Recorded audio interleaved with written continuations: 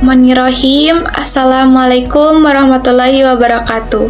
Selamat pagi kepada Ibu Wanjar Septiani, SPSIMM, selaku dosen Bahasa Indonesia, dan juga teman-teman yang ada di sini.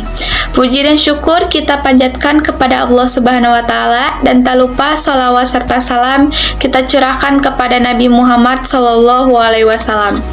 Kami dari kelompok 8 yang terdiri dari saya Rati Maharani sebagai moderator dan dua rekan saya yaitu Intan Nurani sebagai presentator pertama dan juga Evi Suryanti Laili sebagai presentator kedua.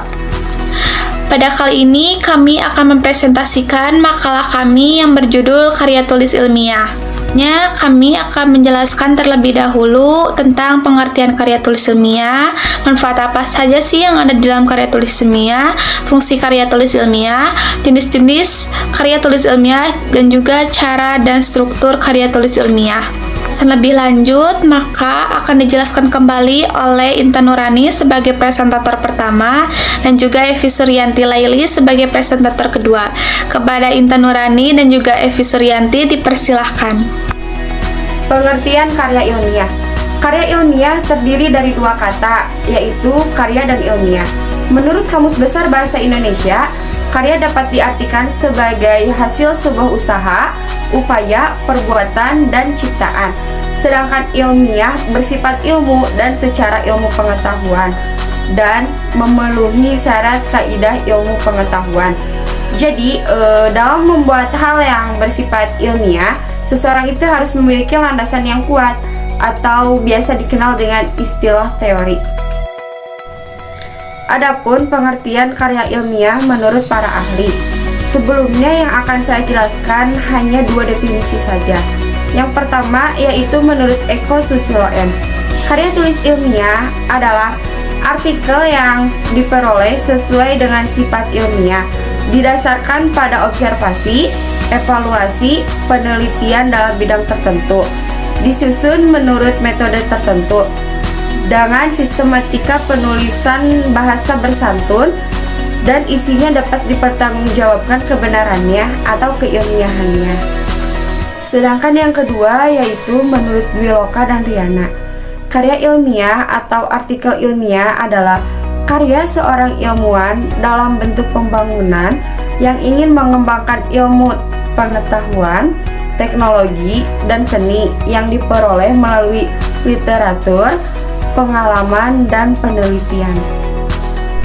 Selanjutnya ada fungsi dari karya tulis ilmiah itu tersendiri. Berikut adalah 3 fungsi umum dari karya tulis ilmiah. Yang pertama, fungsi untuk pendidikan, yaitu memberikan pengalaman berharga kepada penulisnya sehingga mampu menulis, berpikir, dan mempertanggungjawabkan tulisannya secara ilmiah. Yang kedua, fungsi untuk penelitian, yaitu sebagai sarana bagi penulisnya guna menerapkan prosedur di dalamnya dan memperhatikannya dalam proses pengembangan ilmu pengetahuan. Dan yang terakhir, fungsi fungsional, yaitu sebagai alat pengembangan ilmu pengetahuan tambahan, bahan pustaka, dan kepentingan praktis di lapangan dalam suatu disiplin yang mau tertentu. Manfaat karya tulis ilmiah. Yang pertama, dapat melatih pengembangan keterampilan membaca yang efektif. Yang kedua, sebagai pengenalan aktivitas kepustakaan. Yang ketiga, mendapatkan kepuasan intelektual. Yang keempat, memperluas cakrawala ilmu pengetahuan. Yang kelima, sebagai bahan acuan atau penelitian pendahuluan untuk peneliti selanjutnya. Yang keenam, sebagai peningkatan pengorganisasian fakta dan data secara sistematis. Dan yang terakhir, dapat melatih untuk menggabungkan hasil bacaan dari berbagai sumber. Selanjutnya, jenis-jenis karya ilmiah. Nah, jika berbicara mengenai jenis-jenis karya ilmiah, teman-teman pasti sudah familiar, sudah pernah tahu, atau sudah pernah mendengar beberapa dari jenis karya ilmiah ini. Yang pertama ada artikel. Artikel ini biasanya dibuat untuk dapat dinikmati banyak orang, agar orang tahu apa inti dari penelitian tersebut. maka disediakanlah artikel, misalnya dalam media sosial, surat kabar, dan lain sebagainya. Yang kedua ada makalah. Makalah ini jenis karya tulis yang bersifat ilmiah. Biasanya ditulis untuk kepentingan terkait dengan pendidikan. Dan dalam penyusunannya dibutuhkan data pendukung, hasil dari observasi lapangan terkait dengan penelitian tersebut. Setelah makalah, kemudian ada skripsi. Skripsi ini, kedalaman pembahasannya berbeda dengan makalah, tentunya lebih dalam skripsi. Nah, skripsi ini nantinya yang akan kita lewati sebagai seorang mahasiswa. Selanjutnya ada tesis dan disertasi. Nah, ketiga jenis ini, skripsi, tesis, dan disertasi, bersifat profesional. Mengapa bisa dikatakan profesional? Karena ketiga jenis ini bersifat akademis, yang nantinya akan mendapatkan gelar, misalnya gelar sarjana, gelar magister, dan gelar doktor. Kemudian ada kertas kerja atau work paper. Ini mungkin di Indonesia tidak populer, tapi di perguruan tinggi luar sering digunakan, karena work paper ini sama seperti tugas akhir, namun tidak terlalu rinci. Selanjutnya, cara membuat karya tulis ilmiah. Yang pertama, menentukan topik penelitian. Karya tulis ilmiah ini bisa dibuat dengan menentukan topik penelitian terlebih dahulu. Jika sudah menentukan topik penelitian, maka akan lebih mudah untuk melakukan langkah-langkah selanjutnya. Yang kedua, membuat kerangka penelitian. Pada tahap ini, ditentukan kerangka penelitian yang berisi dari turunan topik penelitian, agar peneliti ilmiah tidak melantur dari rencana yang sudah dibuat. Yang ketiga, mengumpulkan bahan penelitian. Setelah membuat kerangka penelitian, karya ilmiah harus dibuat dari berbagai data dan informasi yang jelas, agar hasil karya ilmiah bisa menghasilkan kesimpulan sesuai dengan tujuan penelitian. Yang keempat, menyusun hipotesis. Penyusunan hipotesis ini diambil dari bahan yang sudah terkumpul. Data dan informasi yang tidak jelas sebaiknya tidak digunakan. Yang kelima, menyusun rancangan penelitian.